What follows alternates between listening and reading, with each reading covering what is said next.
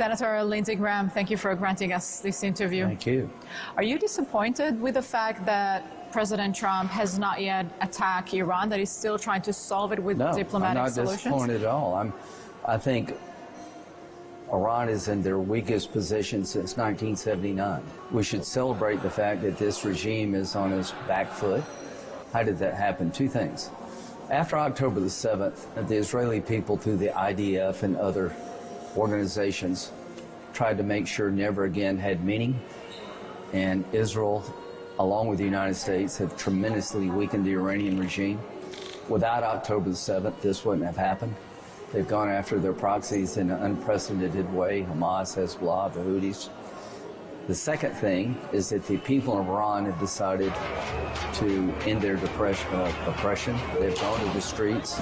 They've been slaughtered in the streets, but they still come. So this moment is magic. It won't last forever. And President Trump said help is on the way. So he did two things. When asked by the world press, what should the protesters do, he said, keep protesting and help is on the way.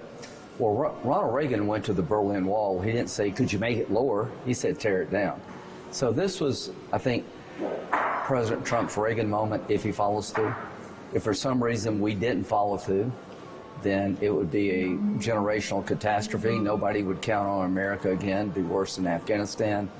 Hamas, the Houthis, Hezbollah would come back. The Arabs would go back in their corner. Normalization would be lost, maybe forever. Do you think President Trump understands that the Iranian regime is trying to basically buy time? Well, I think he understands that we need to be ready to a maximum possible for a military strike, and you see more assets coming to the region. I don't mind negotiating as long as we have a clear-eyed view of who we're negotiating with. Here's the problem, I think, negotiating with Iran. The Ayatollah is a religious Nazi. He wants three things. He wants to purify Islam, which means to go after the Sunnis in Saudi Arabia. He wants to destroy the Jewish state because God commands him to. You know, their version of God says, you got to kill all the Jews. And he wants to come after us, the Ayatollah, the great state in the United States. No to all three. And I know you were spending a lot of time with President Trump, watching the Super Bowl with him. Yeah, I did. Did you focus on telling him or explaining him the problems with Iran? He's so smart. Yeah. I mean, he's the guy that's done a lot of damage to terrorism without getting America involved in big wars. I think he's been brilliant at what he's done, quite frankly. Is he aligned with Prime Minister Netanyahu? There's no separation. If Israel's told President Trump what a good deal will look like to them diplomatically, I think we all have a common view of what should happen if the military response is chosen. So the bottom line is we're now waiting. I don't mind engaging Iran more diplomatically, but there'll come a time when you have to call the question on Iran. And I think that's going to be weeks, not months. And all I can say is I've never been more excited and hopeful that the great Satan of the region, which is the Ayatollah, not the United States, is on the verge of extinction. Do you think that that an attack in Iran would manage to outthrone the current regime? I think the goal is to make sure that we weaken the regime further so the people can take over. Economy's in collapse, Iranian economy.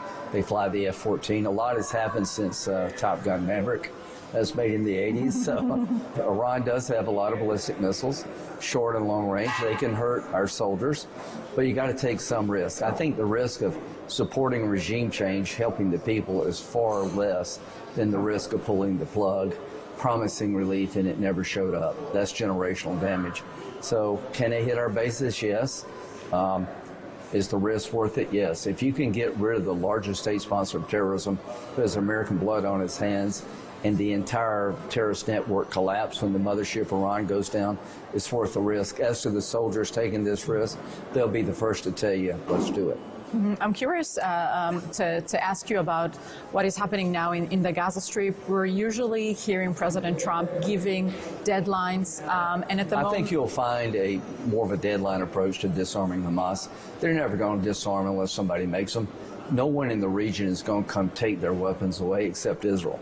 Now, can you get a deal to disarm? I don't know, but we need to put them on a clock. There's a lot of disagreements about who will be controlling the Gaza Strip we'll the day figure that after out. Israel does not want the Palestinian Authority. Israel can't.